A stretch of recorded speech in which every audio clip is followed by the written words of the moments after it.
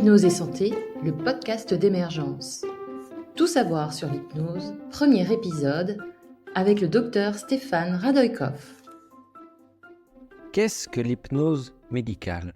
Beaucoup de gens se posent cette question, et c'est très intéressant, parce que l'hypnose est finalement un phénomène tout à fait naturel. Mais alors, en quoi est-ce que ça devient médical ? Il y a une confusion dans les mots. En vrai, l'hypnose, ce n'est qu'un mot, c'est un concept, apparu au XIXe siècle, pour décrire quelque chose de beaucoup plus ancien et beaucoup plus naturel, qui est les phénomènes de conscience modifiés. Et modifiés comment ? Par rapport à quoi ? Par rapport à l'état de veille ordinaire. Lorsque vous êtes réveillé, de manière assez simple et ordinaire, vous êtes en interaction avec le reste du monde. Vous parlez à des personnes, vous observez ce qui se passe autour de vous, vous réagissez à l'environnement, soit dans le dialogue et la communication, soit dans le conflit, soit dans la fuite, soit dans le partage, soit dans le jeu.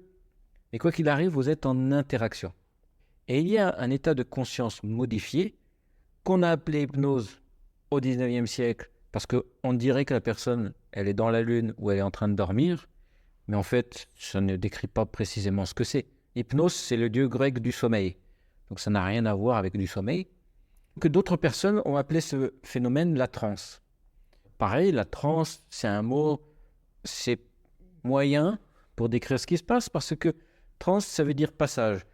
Anciennement, on utilisait ce mot pour décrire le passage vers la mort.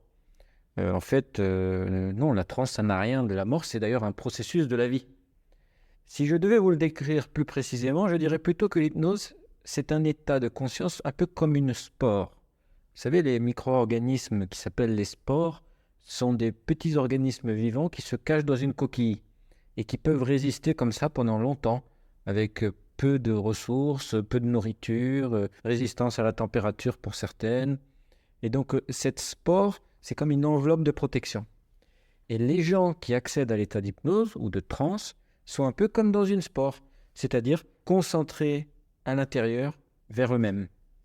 C'est ce qui permet d'avoir accès à différentes parties de soi, d'observer ses sensations, mais aussi d'observer ses pensées, et aussi de prendre du recul par rapport à son vécu.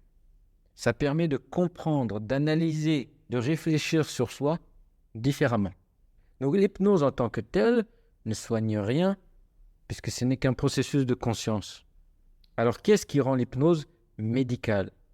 L'hypnose médicale devrait plutôt être appelée, c'est l'utilisation médicale, processus de conscience hypnotique. Et là, ça devient un acte de soin médical.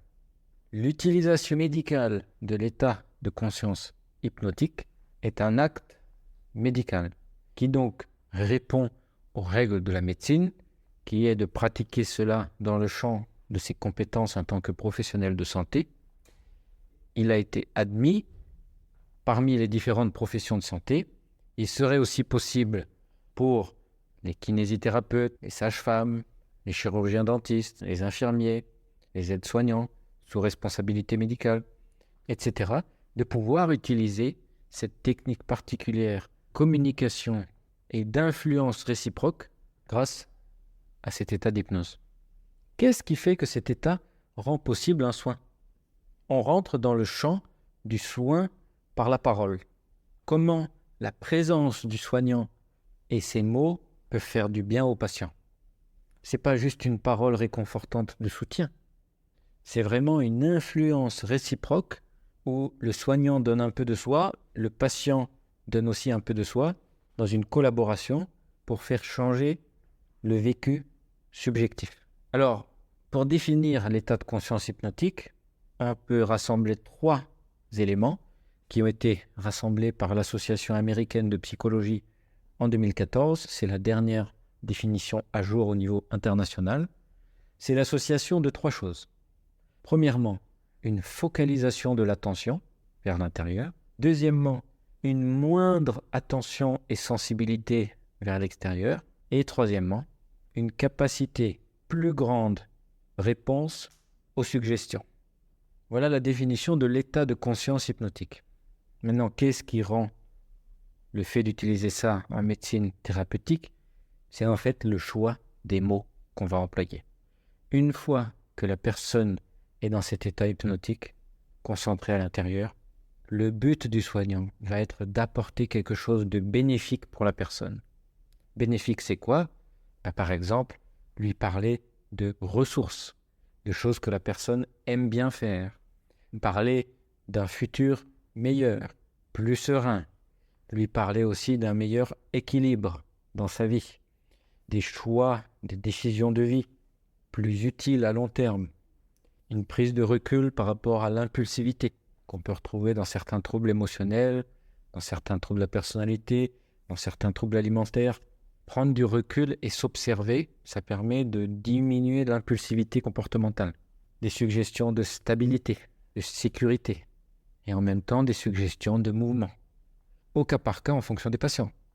Si un patient est un peu trop anxieux, agité, on va plutôt lui suggérer quelque chose de très stable, très tranquille. Un peu comme, à l'aide de l'imagination, on peut parler de l'eau d'un lac qui est tout à fait plate et tranquille. Et à l'inverse, quelqu'un qui est plutôt à l'arrêt dans sa vie, plutôt dans l'immobilité, on va plutôt lui parler de quelque chose qui change, qui bouge, qui évolue, pour aider cette personne à activer de la ressource et de la mobilité psychique.